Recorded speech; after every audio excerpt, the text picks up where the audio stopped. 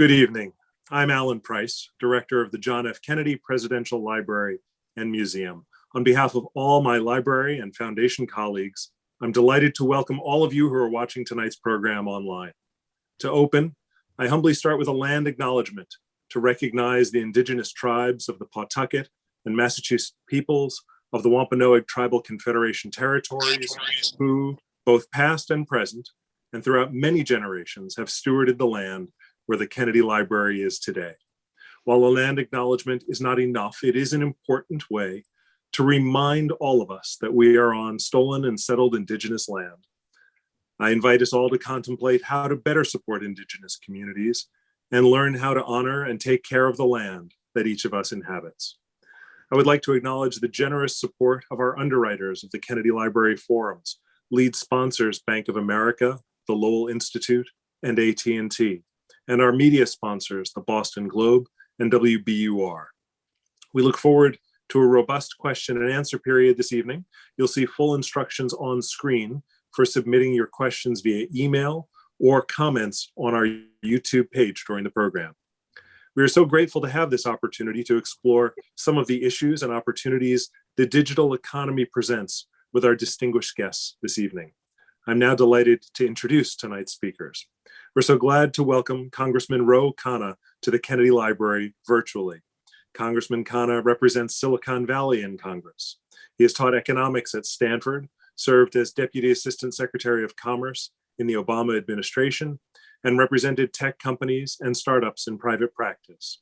His new book is Dignity in a Digital Age, Making Tech Work for All of Us. And he is kind enough to join us from his car. As many of you understand, he's not allowed to conduct such business within his congressional offices and has stepped out to join us for this lively conversation. I am also delighted to welcome to the library virtually our moderator for this evening. Arlie Russell Hochschild is one of the most influential sociologists of her generation, a professor emerita of sociology at the University of California, Berkeley. She is the recipient of numerous honors and awards and the author of 9 books, including most recently, Strangers in Their Own Land, Anger and Mourning on the American Right. Please join me in welcoming our special guests. Well, it's wonderful to be here. And I want to just begin by saying that it means a great deal to me to be able to have a conversation with Ro Khanna because, you know, he's known as the ambassador of Silicon Valley, really wherever he goes, but he's been to some very interesting rural places where you wouldn't expect him to go. You know, we're in a kind of a dark time now. Many of us questioning what exactly is happening in our political life. And there are a lot of books. There are some that are kind of gloom and doom books. That's not the one we're going to be talking about today. Some are beat a familiar drum. You open the first page, you kind of know what's that. Not at all with the book we're going to talk about today. And some are just pie in the sky books, make you feel good, but then you feel detached from the real world you have to deal with. And this isn't that either.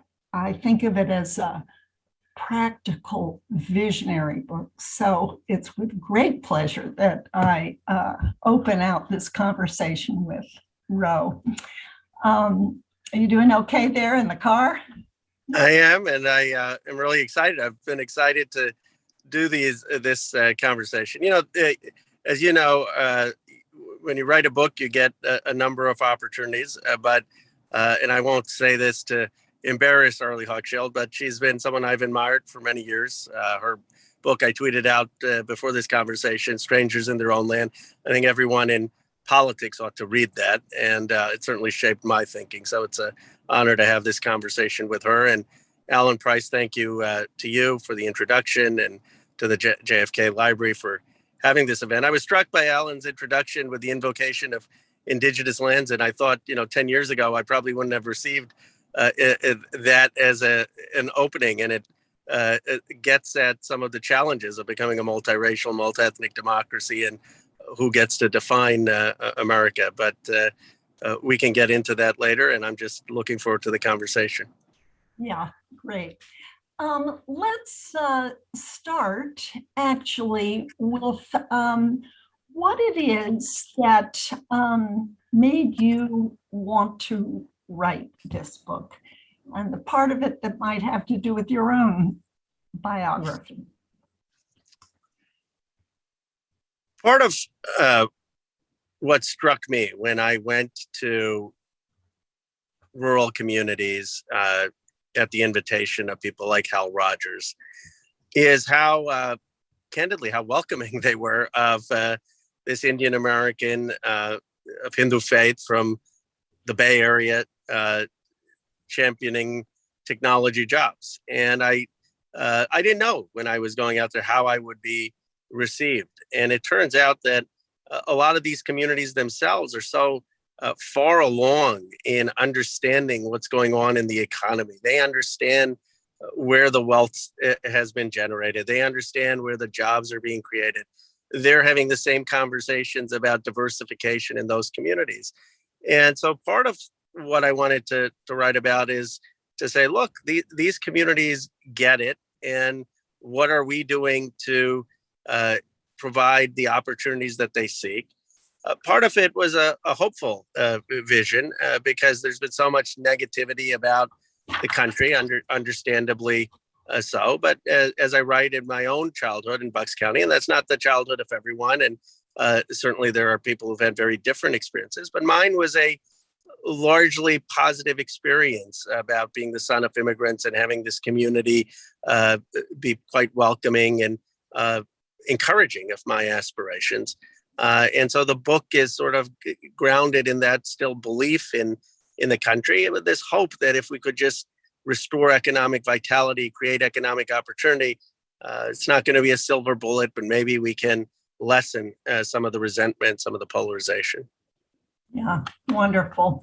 Yeah, you said about your own background that you had some on the playground who say, I'll go back to India, but that what you're left with, the main feeling you have, are those teachers in your public school who encouraged you.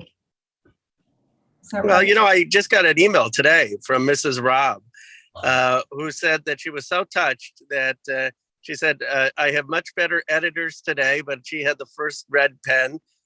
She's being modest. And I know Stephanie, my editor, was brilliant, was going to join, but she said she saw, you know, I got invited to go on Colbert, and the first thing Colbert led with was this letter to the editor that I had written as a 14-year-old. And I would never have dreamt of getting something in the local paper if it weren't for Mrs. Robb, who basically challenged our class that you had to get something published.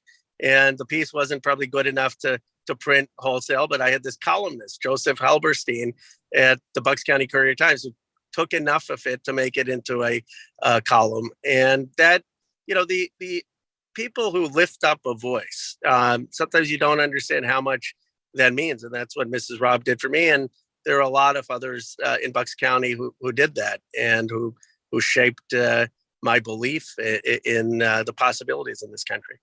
Right. And speaking about lifting up voices, Mrs. Robb lifting up your voice, that seems to me kind of what you're doing, and that what led you to get on an airplane and go from Fremont, California, where you represent Silicon Valley, and go to Louisville and then Paintsville, Kentucky. And tell us a little bit more about why you did that. And I just want to say that the first time you and I met, you called me up, I remember, and say, hi, I'm Ro Khanna, and you know, I represent Google, Apple, you know, Facebook, all of Silicon Valley. Here I am sitting on it, and I come from an immigrant family, person of color, and a lot of people I represent do.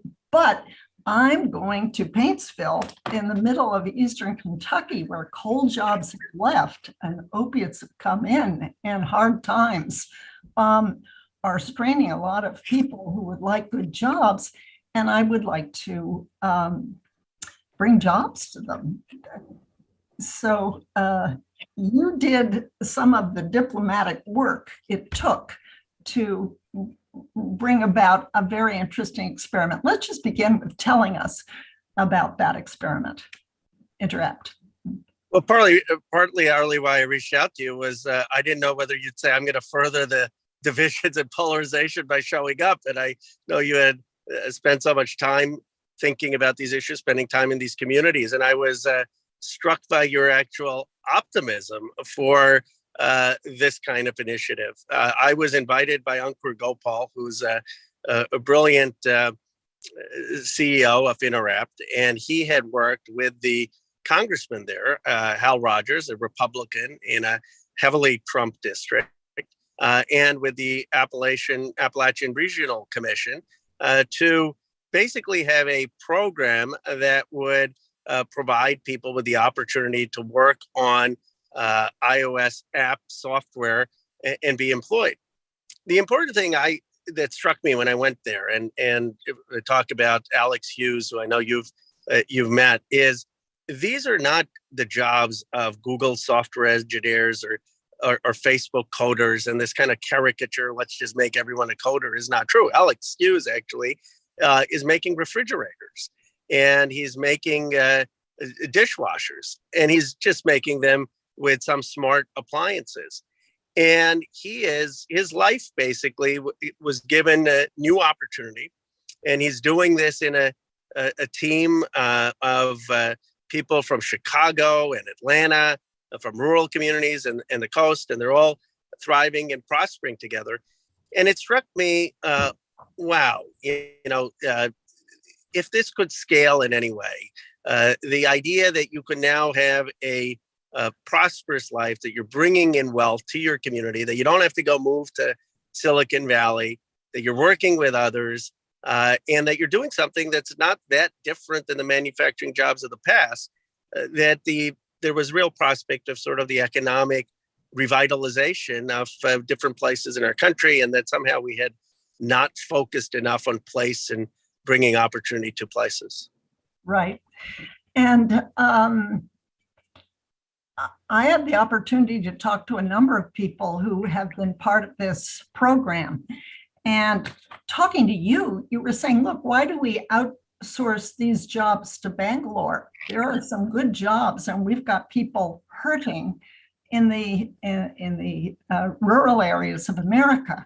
And we have a chance to bridge an income gap, a rural-urban gap, actually even a political gap, if we take those jobs and bring them, insource them to parts of America where they're very welcome. And these aren't low-level jobs, you're right. They don't pay as much as a coal miner would get, but they don't fill a person's lung with coal dust, and they are good jobs. The people I interviewed that got involved in this job training program, we'll say it's a 6-month program paid by the Appalachian Regional Commission, gave it money.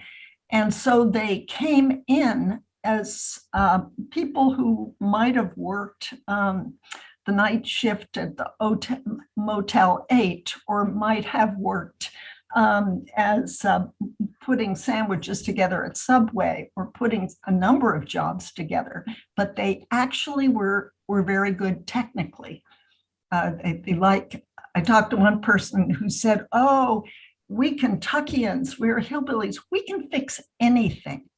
And we're car heads, you can't drive to get your car fixed. You got to fix it yourself. So they're brilliant at the very things. They have the skill set that is needed to be creative in this line of work. So it was actually a stroke of genius to I think this in a way is the seed of your book. But let's now focus on the meat of your book. In a way, I did a little map of your argument because there are really three different kind of pieces of a puzzle, a larger visionary in a way, but also practical puzzle that you put together in a dignity in a digital age.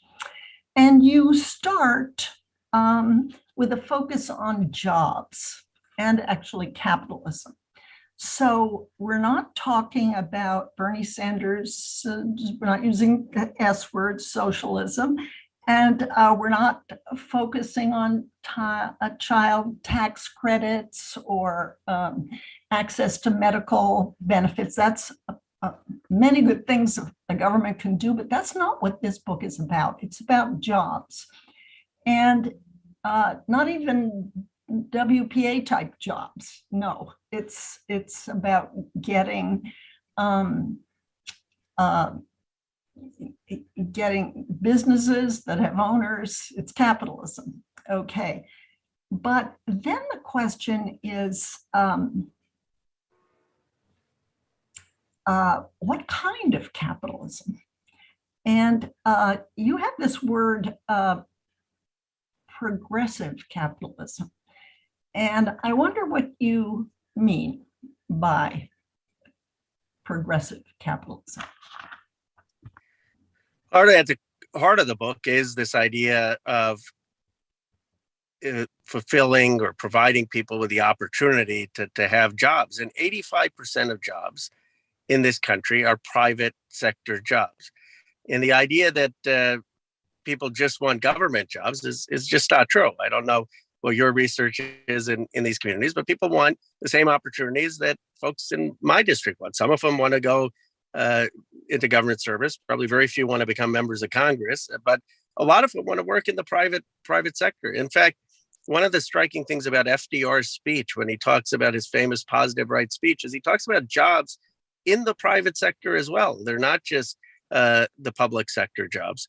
And so the question is, if we're going to have 25 million of these digital jobs, and if they're going to pay twice the median average at $80,000, and if they're going to intersect with everything from manufacturing to technology to journalism, how do we make sure that people are contributing and having access to that? Because it's not enough to say people need the benefits of having a fair start. They also want to be contributive members of society.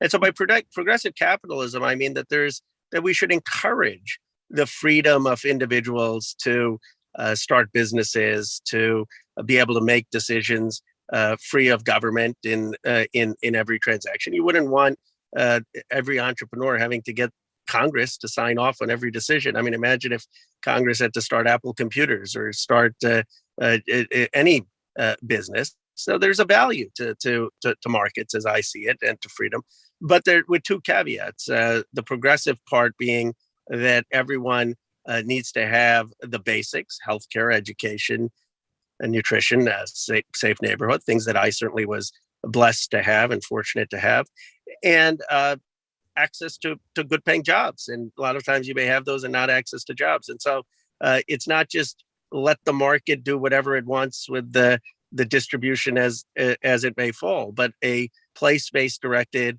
policy that also focuses on giving people the basics to have a shot at success. Let's pick up on your term place-based.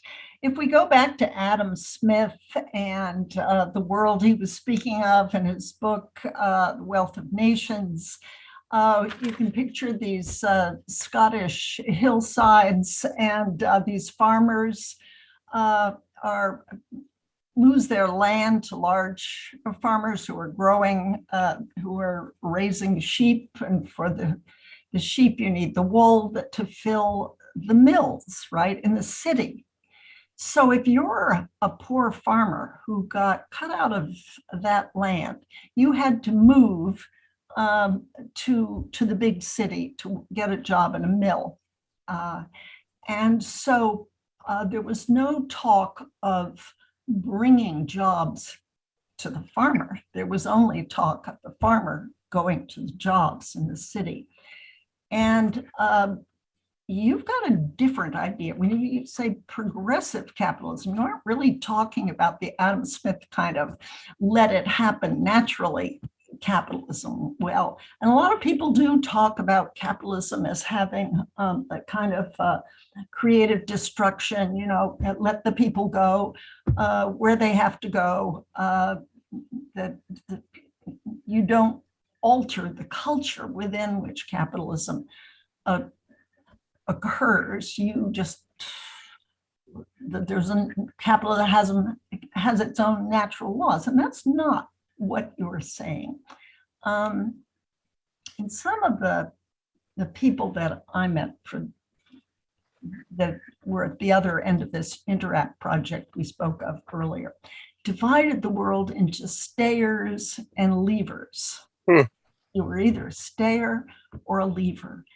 And it turned out that the stayers felt they were in an ever more depleting kind of environment. And that's because the leavers were the ones with education. They were ones with ties in Cincinnati or Chicago or Detroit. They were the ones who might send back money. It was a little bit as if this rural America was a little bit like a whole Mexico that was exporting the people who had greater training. It felt internally like it was suffering brain drain. And your notion of progressive capitalism adds something to Adam Smith that addresses this issue. Can you tell us a little more about that? Arlie, I heard the same thing. I was so struck when I was going to communities and they would talk about the brain drain. And, my parents used to talk about that when they left India, the brain drain from these countries. And now we have communities in our own country consistently saying, well, our kids have to buy a one-way ticket out. And there is almost a moral judgment, an unfair moral judgment that somehow staying is wrong, lacks ambition or lacks the right values. Now, I don't think there's anything wrong with leaving. I left. My parents left India. I left Philadelphia to go to Silicon Valley. That's great. We should champion people who want to leave. But people stay for all sorts of reasons. They may stay because they care about their parents or aging. They may stay because they care and want to have pride in building their hometown. They may stay because they care about their friends and community. And there's almost a sense that wasn't a valid choice. Mm-hmm. And now, if you could think about it and say, okay, if society economically, if there was only jobs possible in certain places, that maybe that was the only choice we had. But the reality is that's not the only choice we've had for 40 years. Instead, we've told the story of just go move, just get trained, things will work out. And here's the result: $11 trillion of market cap in my district and the surrounding areas, 25 million digital jobs that are expected largely in coastal cities, and large parts of the country have faced deindustrialization, job loss, a sense that they don't have a place in the modern economy. And it doesn't have to be this way, especially with digital jobs, with some focus on a place. So I guess my view on markets is that markets are based on how we construct them. And the value of markets the way we construct these markets should have some value to community, should have some recognition for jobs within a community. And it's an open question whether that's ultimately wealth maximizing or not. As someone had critiqued my book saying, well, maybe it's not wealth maximizing. And I'm not going to make the claim, that it all works out and this is wealth maximizing as well. But you know what? There are other values to a society simply than wealth maximization. And you still could have a lot of talent that's untapped. And who knows, maybe it would be more productive, but it certainly should be a value we consider.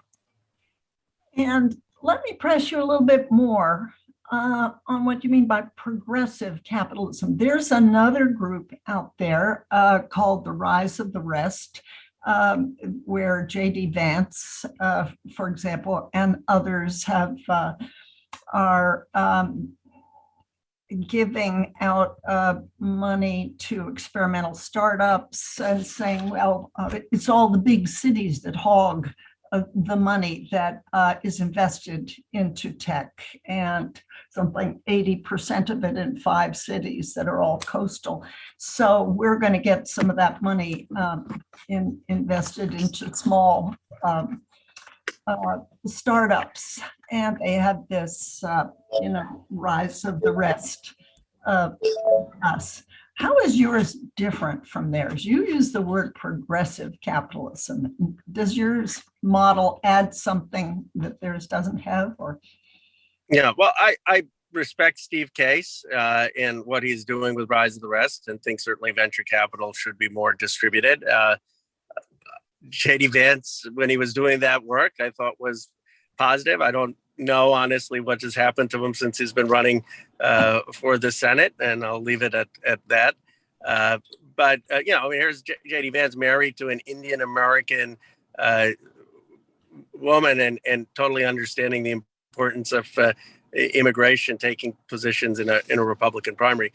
But I would say that we need yes, that venture capital being distributed is important, but that's just one part of the equation. That we actually need to make sure that it's not just about the founders and businesses, that there are a lot of middle class jobs that people may be able to access. And how are we going to do that? What is the role for land grant universities? What is the role for the smaller private colleges? What is the role for education? What are the basics that people are going to need even to have these jobs in terms of healthcare and a basic social safety net? One of the things people say in Silicon Valley is they're all self-made, and they haven't inherited millions of dollars, but most of them come from upper middle class families who had computers at a young age and who had some of the very basics in life of healthcare and education that they just take as granted for granted as the air we breathe. And then, it's also a look at Black and brown communities that have been totally excluded from wealth generation. And not a 10-to-1 racial wealth gap, hard to overcome if the modern wealth generation engine is increasing those disparities. And one of the things I was struck with in researching this book, I went back and read Truly Disadvantaged by William Julius Wilson, and how many of his comments about some of the jobless impact on Black communities were similar to Deaton and Case's comments about the jobless impact in some of these rural communities. I mean, literally, the language of despair, of alienation is almost identical, and so there's it's not just about sprinkling venture capital, though important. It's about how do we give people who have been left out of a modern economy the chance to contribute and have meaningful lives. Great. Now, often, like in the coal industry, you speak of primary jobs, like you're a coal miner, but there are secondary jobs. You can be a driver of a coal truck. You can wash the coal. You can work in a diner that gives meals to the coal workers. What are are there secondary jobs that would flow from the primary jobs you're wanting to see go from urban to rural areas? Absolutely. I mean, this is where Enrico Moretti's work shows that there's a tech multiplier. Actually, for every tech job, you get 3 to 4 other jobs that are created. And let's look at a very concrete example. You have Intel announcing $20 billion into New Albany, Ohio, and creating a semiconductor plant. And when I was talking to the Intel CEO, because Intel's in my district, he described going there as sort of, in his words, a new nationalism and an enthusiasm and an excitement, a sense that, it's not just the 3,000 manufacturing jobs, there are the 7,000 construction jobs, and there's this entire economic renaissance of that area, that's going to have all of the other jobs associated with it. Now, it's not always all good. And I discussed that, there are issues where some of the service workers end up having salaries that don't keep up with the rents. And there is inequality in some of these tech metropolises. And so you have to have the right types of policies in addition to creating some of these jobs. But I was just one more comment on this. I was discussing this with someone actually in rural Iowa and in Jefferson, Iowa, Chris Deal. And I said, well, what about this problem of property value appreciation and housing prices, which is a huge issue in my district? He said, Ro, we could use a little property value appreciation around here. And so there is a sense of basics, which is we first need economic vitality and opportunity in large parts of the country that seek these opportunities and feel like they haven't really been given a fair shot at having them. Do you fear that some of these jobs could be automated out in a few years, that it would, people get all excited about it and then think, oh man, now a machine can do what I just learned to do? I feel if they're in collaboration with some of the private sector, that won't be the case, because the reality is that Microsoft and some of these companies estimate about 25 million of these jobs in different areas. Some of them may require understanding how to use Salesforce and doing sales. Some of them may require understanding how to do the right type of construction design. These aren't jobs that are just coding jobs. They're the jobs that are the use of technology. And if they are done with the collaboration of the private sector, then they're going to lead to employment. One of the challenges has been that often some of the private sector has not been involved. And so you have training at some of the institutions that doesn't get people jobs. And then that leads to greater frustration. And then, just objectively, Amazon, when some of us pushed Amazon to go to $15 an hour, they said, oh, this is going to automate the jobs. And it turns out they've hired, 1 million people or so total, hundreds of thousands more since then. So is automation a challenge? Yes. Will it change the nature of work? Yes. But does that mean we're going to move somehow to a jobless future? Absolutely not. In fact, I think it's sort of like the advance of technology is making it easier to use technology. My dad knows everything about a car and can fix a car and can go under a hood and can do everything. I probably shouldn't admit this, but I'm very, very bad at understanding everything that goes into a car. But I just have to go and turn the car on and it goes. And so technology of cars has become easier. And a lot of that is with computers. And we have to demystify what these jobs are, that the technology is advanced, even AI advancing, just means it's easier for people to be able to do these jobs with a basic understanding of technology, and often not requiring a 4-year degree, but a 6-month, 9-month, 12-month credential. Right. Now, I think of the book as I said at the beginning, having kind of 3 different vectors. And we've talked about jobs and we've talked about place, that you can, you don't have to go to the job can come to you and you can stay in your place, which is not the way Adam Smith pictured it. It's a better way than he proposed. It's what you could say progressive capitalism. But there's another way in which I think you mean this word progressive. You're not just saying, oh, I love tech, tech is good. Here, I'm from city to urban, from city to rural area, here's tech. You're saying, well, wait a minute. No, tech isn't always great. I mean, there are a lot of people who say tech's a bad thing, don't spread it. In other words, you've got people hooked to their computer, and my own granddaughter kind of, there are books. And, it spreads misinformation. And so that a lot of people don't know what's information and what's misinformation. There's some bad things big tech does. What's your answer to that?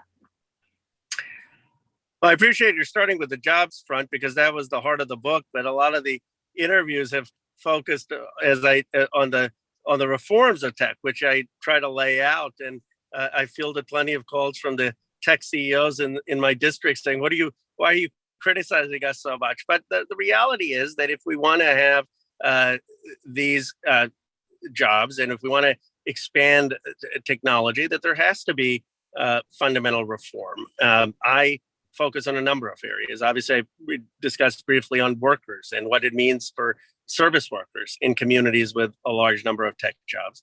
And I talked about the importance of making sure that they have a voice and that they have adequate pay and that we have adequate housing. I talk about the racial and gender dimensions. I mean, it's no secret that these tech jobs have done an abysmal job when it comes to racial and gender diversity and the need to make them far more inclusive. And then I talk about the issues of privacy and misinformation. In an odd sense, you've had communities face deindustrialization, have these vulnerability, and then technology in some ways takes the data and feeds information to communities often the most vulnerable. And you've had the growth of QAnon on these platforms. You've had the growth of extraordinary hate speech on these platforms. You've had anxiety. And so I'd say, look, let's restrict the ability of these platforms to get data without people's consent. Let's make sure that we have much more competition amongst these platforms. You have new discursive spaces. I even call for a local government internet in local communities as one alternative to all of the private sector alternatives. And I push then on the issue of what their obligations are to the public sphere, with a recognition, obviously, of the First Amendment and protecting the First Amendment, but not protecting things like the incitement of violence or basing misinformation about public health that's causing public health harms. And a lot of the book ends up grappling with the difficulties of technology, because I know that the initial vision of saying we can bring these jobs won't be compelling to people if they don't think that there's reform. And you call something the Internet Bill of Rights. And again, what is the Internet Bill of Rights? Well, here's why folks should care. It's not just, some people say, well, it's my privacy, I don't care that much. But what's happening right now is your data is being taken by these companies, and they're constructing social media profiles for everyone based on that. And they're able to target people based on that and feed people information based on that. Now, if it's just targeting a local pizza ad, so you see a pizza ad for Boston, if you live in Boston, fine. But when you're targeting people based on their anxieties, based on their apprehensions, based on what's going to spark outrage, then you really are hurting public discourse. And one start of a fix is to say people have to affirmatively opt in and consent before these companies get the data, and that they need to have a fiduciary duty to data, which is an idea Jack Bolkin proposes, and basically saying that these companies should minimize the use of data so they can't target individuals. Now that, again, there's a lot more that goes into having thoughtful conversation online, but a start would be getting rid of the free flow of data to them.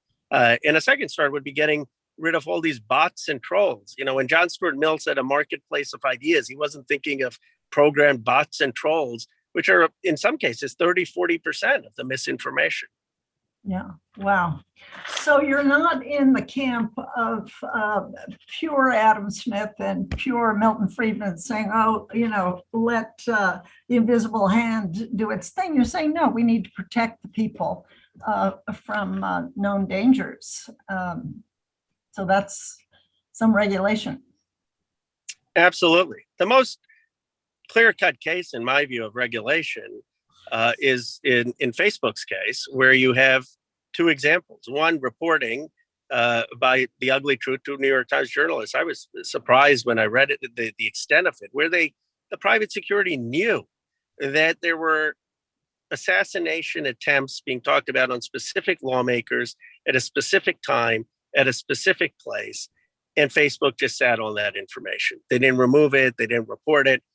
that should be illegal under the Brandenburg test. And I love Brandenburg. I think it's a great First Amendment tradition, but you have no right to incite violence under Brandenburg. And if we have Section 230 that is protecting people or entities even against that law needs to be changed, where you have exceptions for incitement to violence. The second is where a company knows that Instagram is causing depression among teenagers. You shouldn't be allowed to have a product that has consumer harm. That simply is an FTC issue, in my view. And minors under 18 don't have quite the same First Amendment protections as adults. They have a lot of First Amendment protections, but certainly we can protect them from being manipulated in ways that are causing depression and thoughts of suicide. So those are just two clear-cut examples of where we need regulations. Right. Wonderful.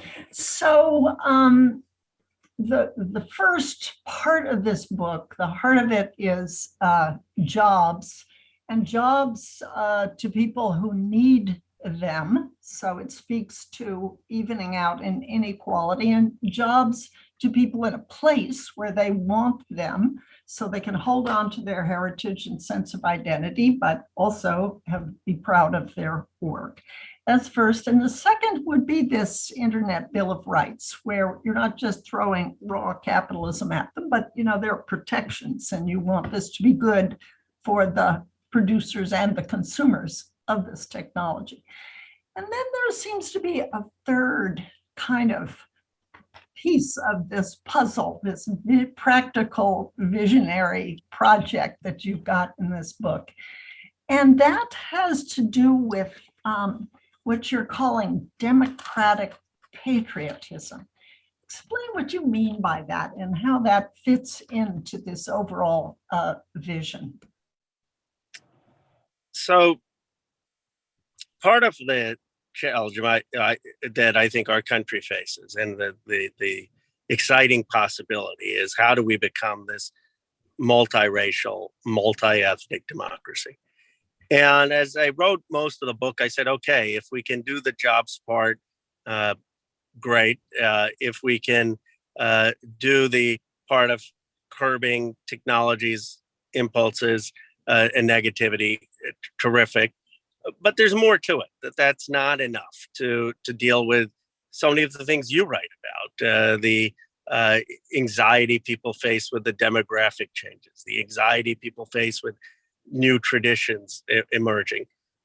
And so part of me thought, well, if people are rooted in their place and have these jobs, and they're working with other people, and they're being exposed to new cultures and prospering together, and yet have the safety of being in a community where there are traditions for many, many years, then maybe that's one step that helps towards sort of an embrace of a pluralistic America. It's easier to get there if you don't feel like your traditions are being totally dissolved, that you're losing touch with the community of who you are, right? Every Kevin McCarthy speech starts with, we're going to stand up for your way of life. And this is a way of having a person's way of life, and yet being exposed to differences of perspective.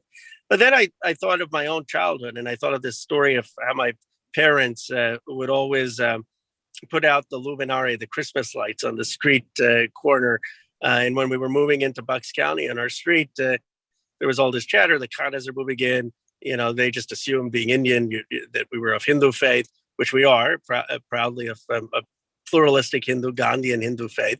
But of course, you could be Indian of many different faiths, but there was that assumption. And it turned out that the big concern was what's going to happen on Christmas Eve. Is there going to be some missing part of the street with the street lights? And my parents said, yeah, we'll put them out. They were enthusiastic of putting them out. We celebrated Christmas. Not everyone would make that decision, but it's always something that has stayed with me, that obviously I would never convert my faith running for office, but how do we balance our nation's traditions, culture, with having sufficient room for plurality? And I was inspired by Frederick Douglass's speech, The Composite Nation. And what inspired me about Douglass is his vision of America. And here he is, someone who was enslaved for 20 years. And he says, I still believe, in 1869, he's standing up for Chinese immigration. And they said, well, the Chinese culture may not be consistent with American culture. He says, I don't know, but any culture that's been around that long must have something to recommend it. And in the free era of America, we'll figure out the best parts and we'll become this composite nation. And America is on the ascent. Now, when people say, why am I hopeful? I say my life has been not 1/1000th as difficult as Frederick Douglass. And he was talking about America being on the ascent back then. But he has this vision of America that struck me as, in some sense, truer for nations than just procedural justice, which a lot of philosophers talk about. Yes, America is about the Constitution and liberty and inequality, but we're more than that. It means something more to be American. And the last chapter of Democratic Patriotism struggles with that issue of how do we define for a moment what it means to be American, where we're all sort of, as Du Bois puts it, co-workers in the kingdom of creating that culture. And can we have a legitimate American patriotism thicker than just saying we're for the Constitution? Yeah, wonderful, wonderful. You know, I met a man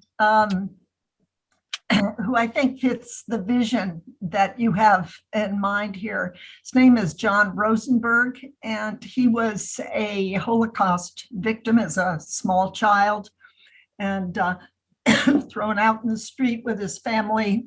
His father was taken away to camp, released a few weeks later, and they fled. Luckily, they could get to the US.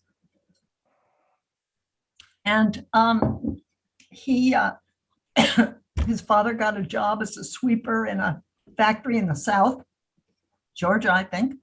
And he grew up in the South, and he got a law degree and became a civil rights lawyer in Prestonburg, Kentucky, and helped integrate schools, libraries, and helped with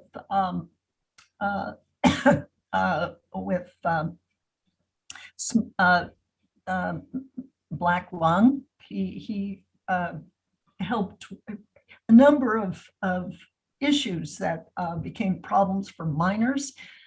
He addressed. Anyway, he's in his 80s now, and he's retired from his law practice, but he volunteers in a soup kitchen with, and he's Jewish. His wife is Quaker, and the others in the soup kitchen, who are their neighbors and dear friends, are Southern Baptists. And he has a conversation that you would love. It's a kind of a cosmo-local conversation with them. And he said, you know, they're terribly worried about me that I won't be saved, after I die. And I tell them, you know, not to worry, not to worry. They love me and they want this for me. And he said, they tell me, oh, you're Jewish, you're the chosen people. He said, no, actually, I don't think there's any chosen, we're all chosen. And so they have this conversation as they're wrapping bread to give to the hungry in far off trailers of this sweet sort. They are different, and their difference is not threatening to them. But we have to ask under what circumstances you get a kind of cosmo-local. I think that's what you were envisioning. Exactly. Here.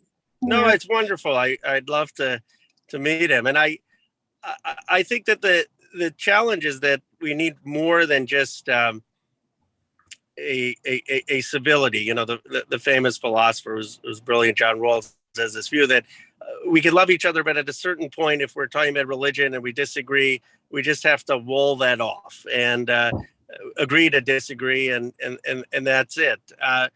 And I think your example says no. There can be more than that. That there can be actually an understanding, a jovial understanding, a empathetic understanding of where someone else is coming from, where we almost root for that other person, even though we're not embracing it ourselves for our own lives, and that it is not as walled off and separated, that there is some celebration of this difference.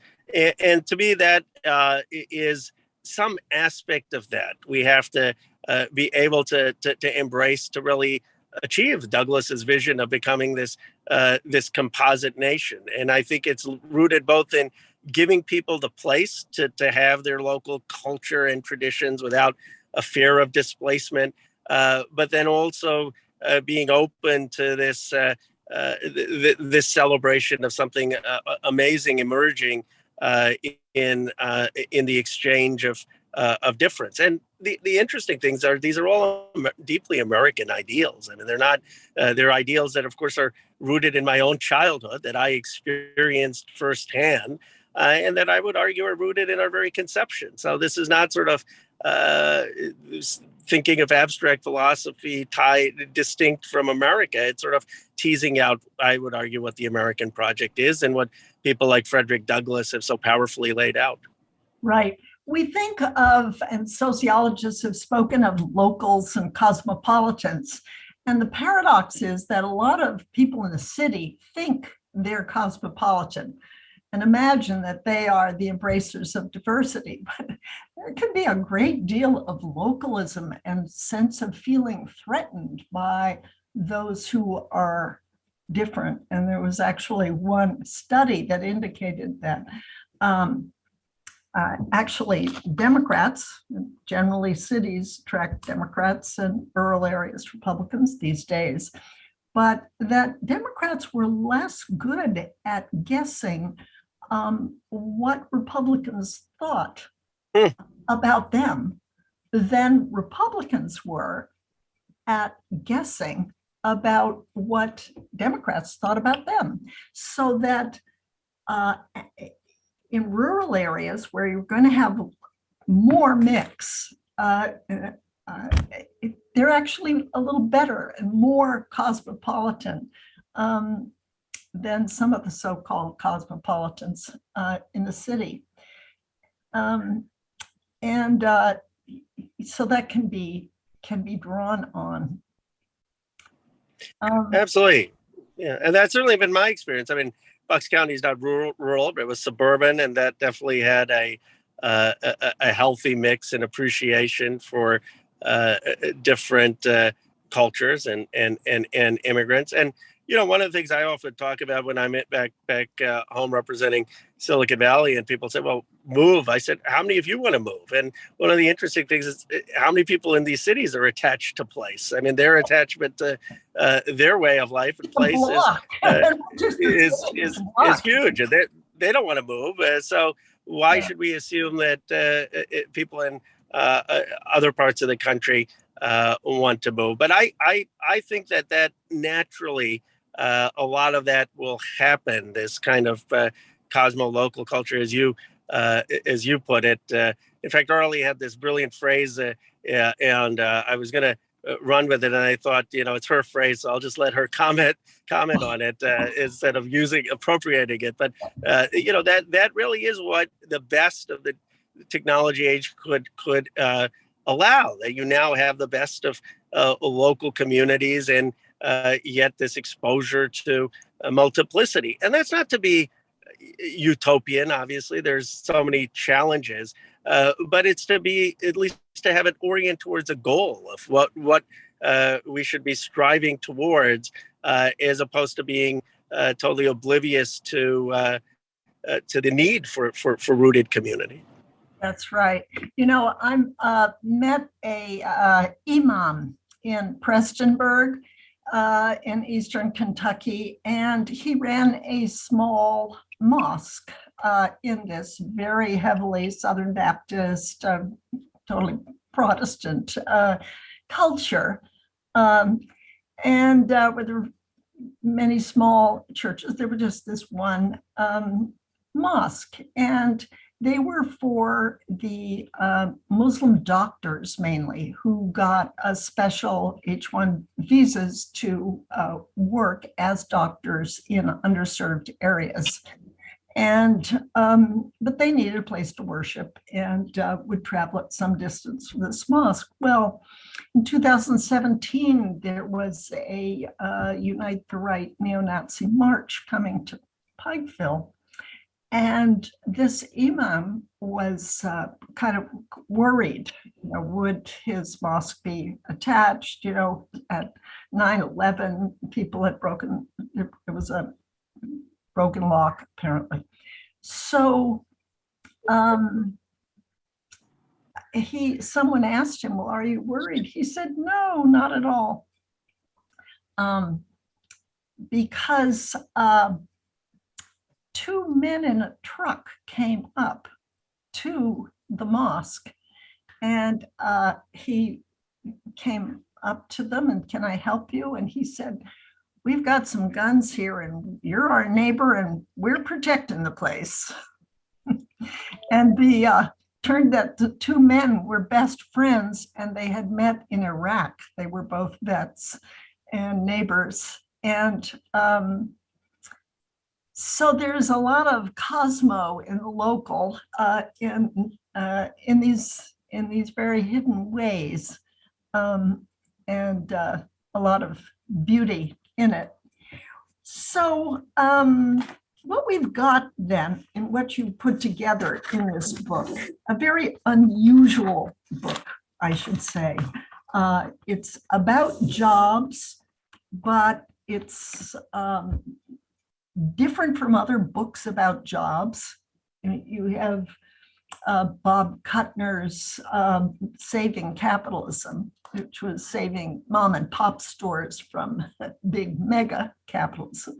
Or you have William Grader's One World, Ready or Not, which is how there's a search for cheap labor that goes around the world. And your book is not that.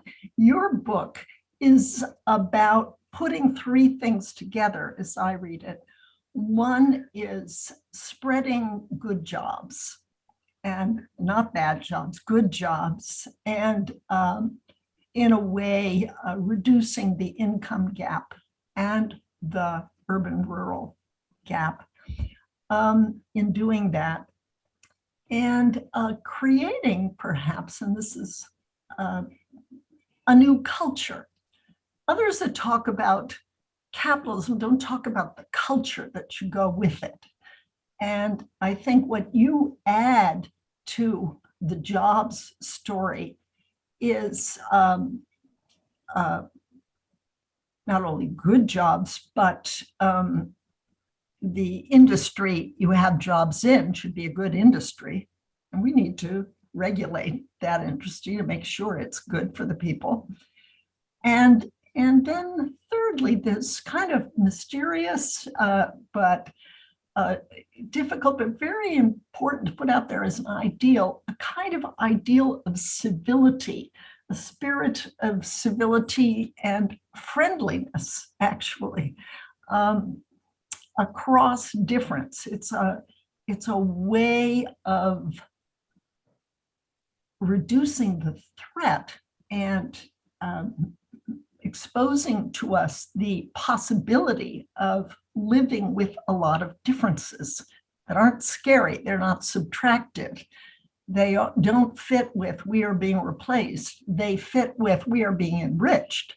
And that third piece of your large and I think visionary puzzle here is going to take a lot of work, but I so applaud your overall vision. It seems to draw the best of a lot of different worlds, and I congratulate you on it. I think it's really important, and it's not pie in the sky. It can be done. It is being done. And it's not, we're going to hell in a handbasket. No, it's a vision. This is positive. We can really make this work. And so I think the times make it ripe for people to get your book and read it. So we've come to 4, and I'm going to look at a bunch of questions. Looks like people are really curious about a lot of things.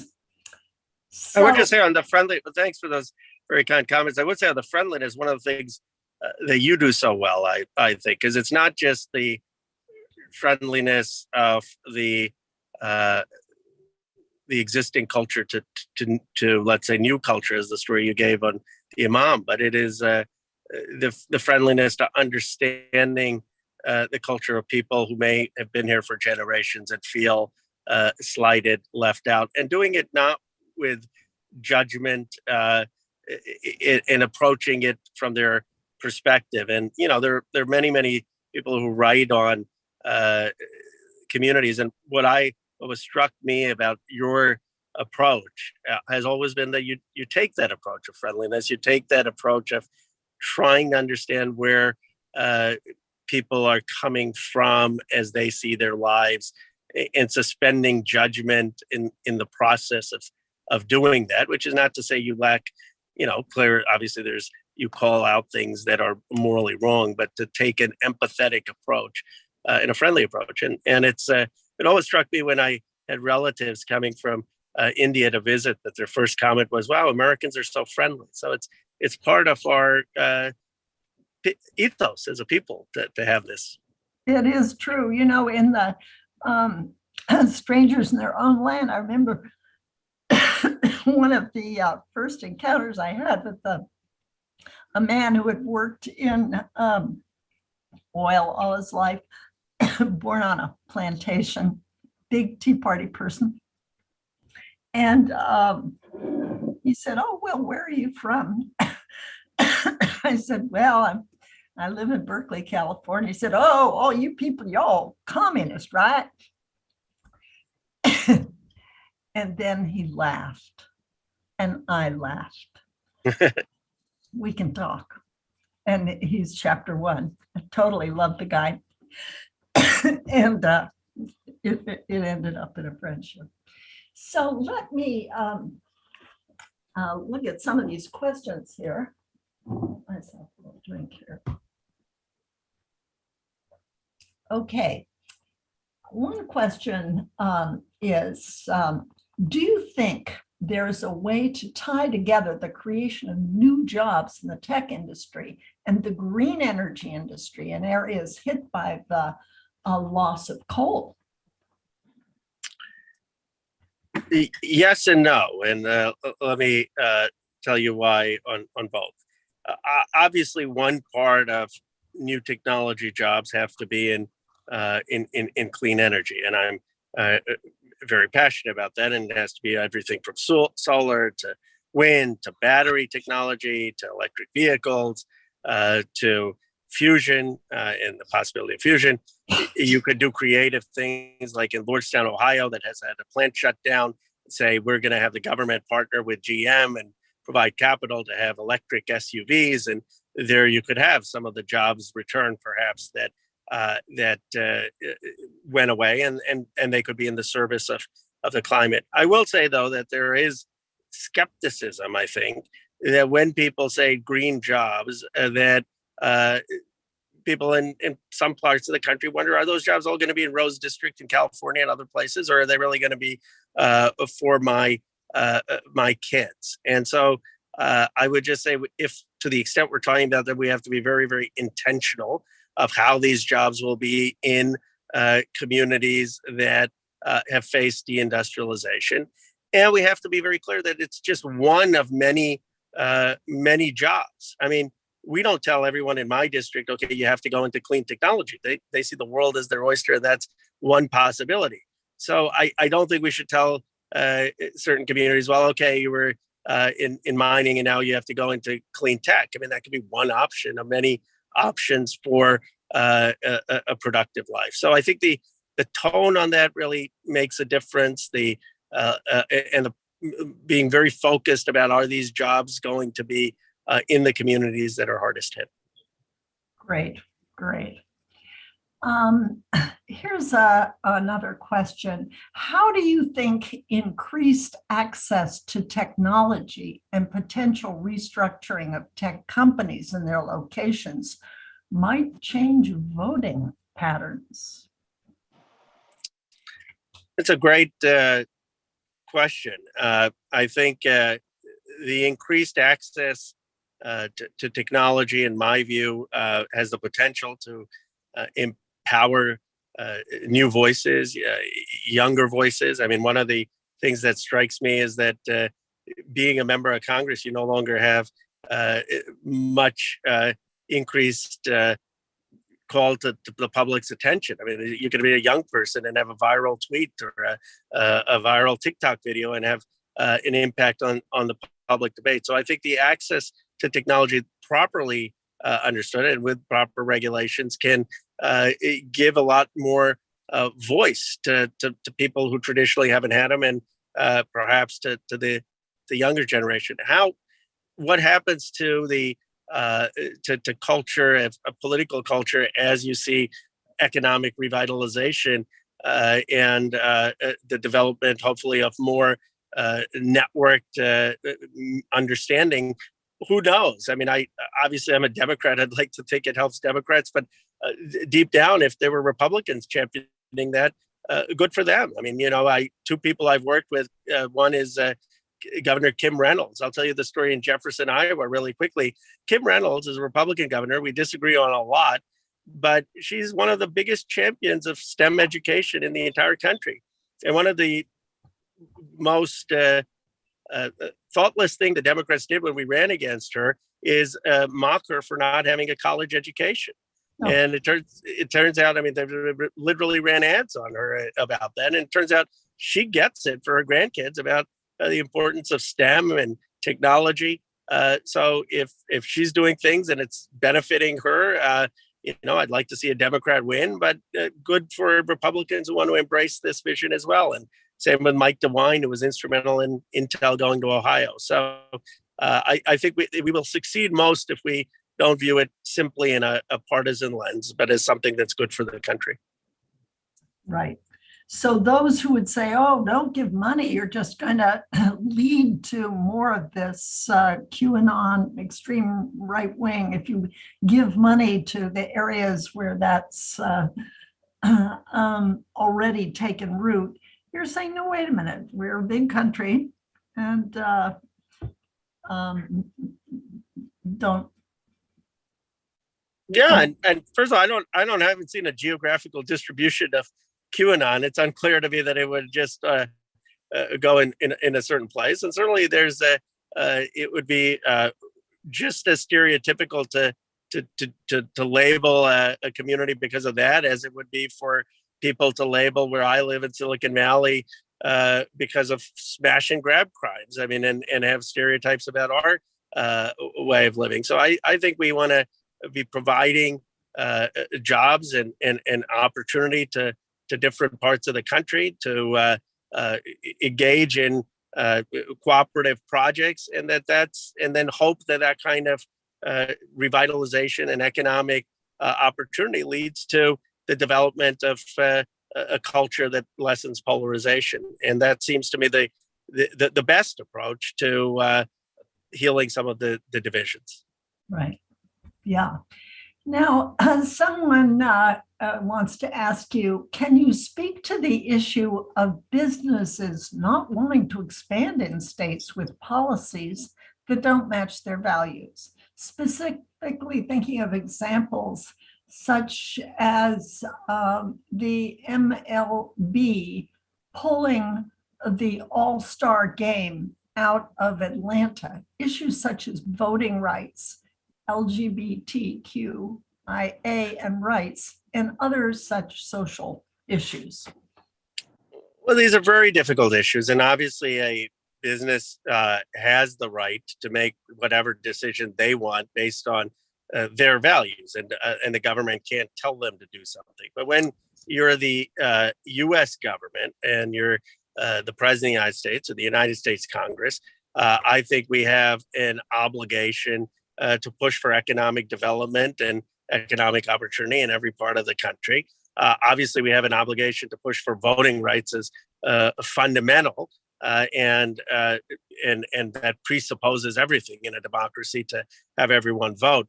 But I don't think that the government's policies should be excluding certain states or communities of which we represent as the United States President and the United States Congress.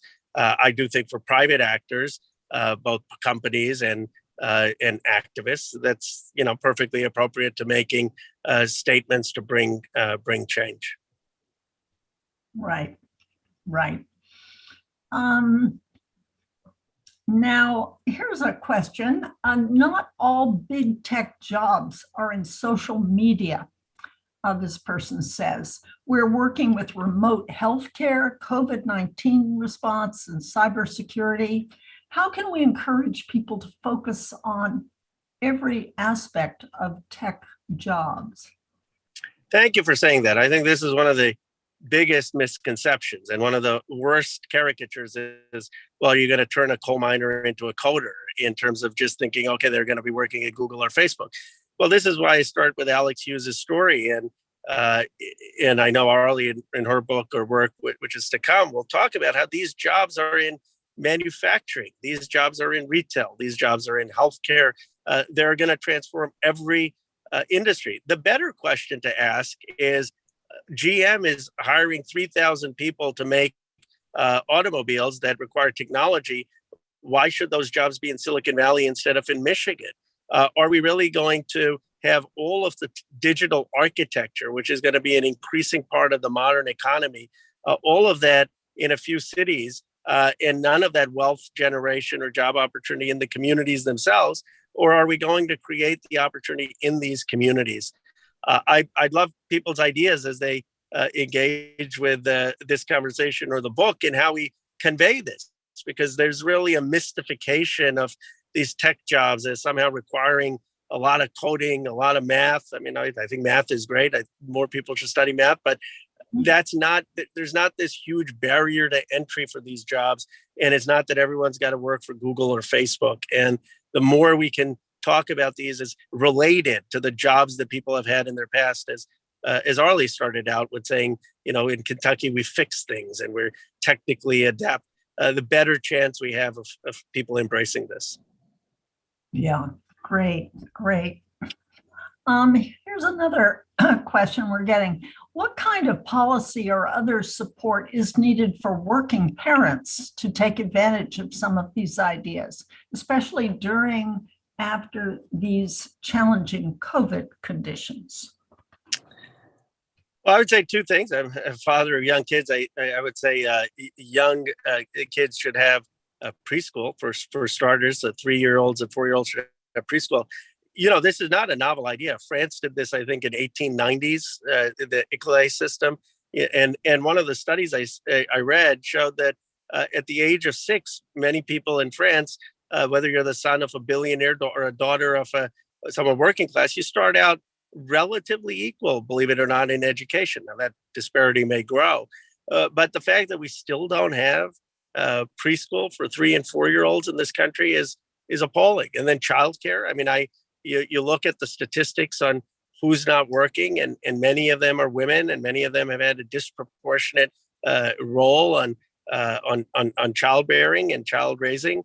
And the fact that we don't have childcare in this country, I think, is a huge impediment to worker participation and in a thriving community. So those are two policies, and I think I cite in the book Elizabeth Warren's policy on childcare, where I think she's one of the most thoughtful on that, both based on her personal experience and her policies. Yeah, that's great. Would you be willing to identify some of the current and planned legislative solutions to help us live with greater dignity in our digital age? I think that's a large question, but take it where you'd like to.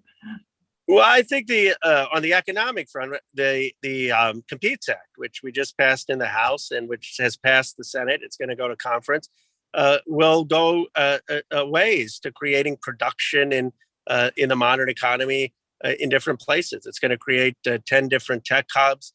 It's going to have funding for semiconductor manufacturing. This is, President Biden's vision. He ran on it.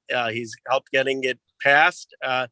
It doesn't get enough coverage, but it's something I think that he could actually stand in places like Ohio and say, I'm working towards the revitalization of this, of the Midwest, of the South with it, with this legislation.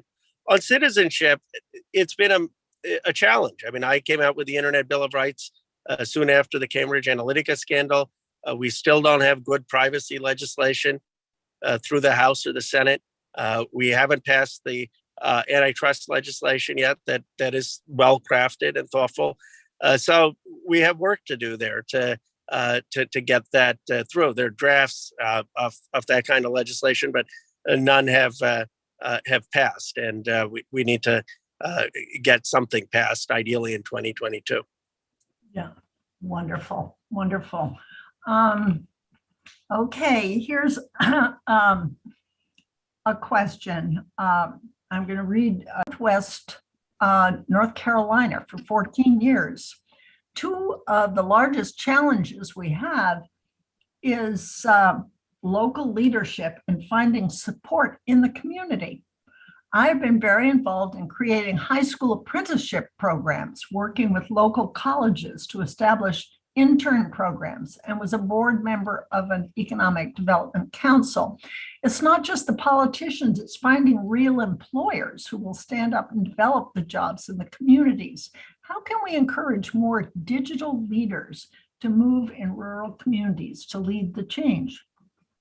It's actually a wonderful point, and something I try to emphasize, I probably should emphasize more in my talks and even probably in the book. And that is that the places where I saw this succeed was one which had a lot of local stakeholders. It had the enthusiastic support, not just often of the governor or the local member of Congress, but the local community colleges, the local private employers. Usually there was one or two civic leaders who took this as their mission. I think of Chris Deal in Jefferson, Iowa, who was told that there was nothing you can do back home. And he was an all-star student and, USA Today All-American student, and named that. And he came back to Jefferson just to show them wrong. And that was kind of the tenacity of what led to the program with Accenture and creating some of these digital jobs. So I think these things are doomed to fail if it's just Silicon Valley companies or Washington doing it. It takes a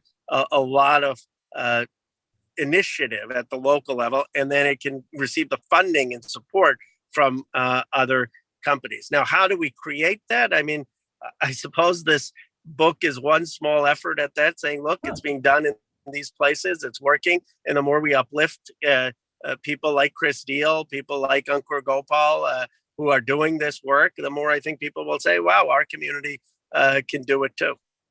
Yeah, great. Okay, so I'm going to ask you one last question here of a personal nature.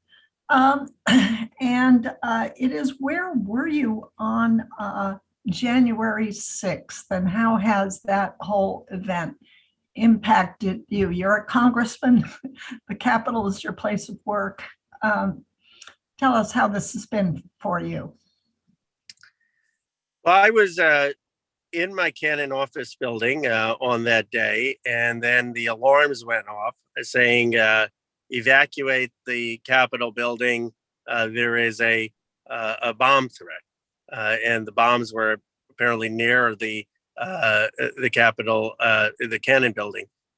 Shockingly, they still have not managed to catch the person who actually had these bombs, and the law enforcement did a heroic job in making sure that the bombs didn't go off. So I left the Capitol building, and I thought, okay, I'm going to head towards the Capitol. And then I started getting texts on my phone that what is happening? Don't go to the Capitol. Whatever you do, don't go to the Capitol. It's being invaded. And I thought, what do you mean invaded or something. But, I trust my team. And so I went back to the Cannon building. At that time, we didn't even know, we kept getting conflicting messages. Oh, bomb threat no longer there. And then 2 minutes later, no, there is an active bomb threat. But, I just assumed it's a big building, the Cannon building. My chances are much better being in the office in the Cannon building with the doors locked rather than trying to be out on the complex or going to the Capitol. And I was in the building in my office, the doors locked. Fortunately, no one harassed me or contacted me until about midnight. And then the speaker called us back in session, and the police had done an incredible job. As I reflect on that, I'm struck by two things. One, I was not in nearly as much danger as some of my colleagues who were actually on the floor of the House at the time or on the House balcony. For those individuals, having talked to them in the subsequent year, I mean, this was a very, very traumatic event. It was an event where many of them literally feared for their lives. I didn't have that experience because I was fortunately in my office in Cannon, but it's important to recognize that there are people beyond the politics, beyond what you see on TV, who literally have that, and people's partners and spouses who still feel very, very raw about the events that happened that day.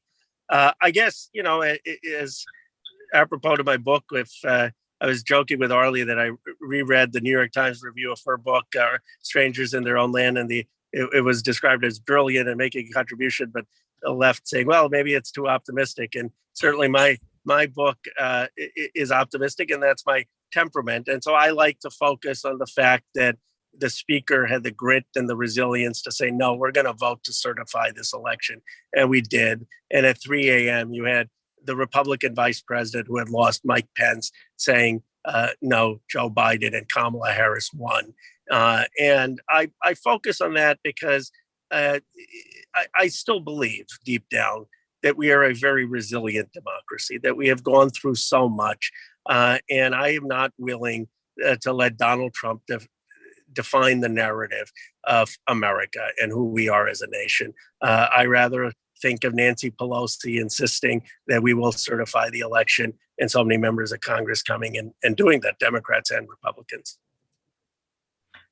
Wow, that's a very beautiful, beautiful, beautiful thing to say. I share your optimism. I'm glad to see it show through. And I just invite our listeners here to pick up such a fine, exciting, visionary, but practical way to go forward, implementing in a way that positive spirit. And so it is Dignity Digital Age here, and I highly recommend it to you. So thank you very much for this wonderful opportunity to share with you your ideas. Well, thank you, Arlie. I appreciate it. It's rare that a conversation makes an author think more clearly about their ideas, but you've done that a number of times before and in this conversation. So I've enjoyed it and always enjoy chatting with you. Wonderful. Okay, well, goodbye and good luck. Yeah. Thank you. Thank you, everyone. Thank you.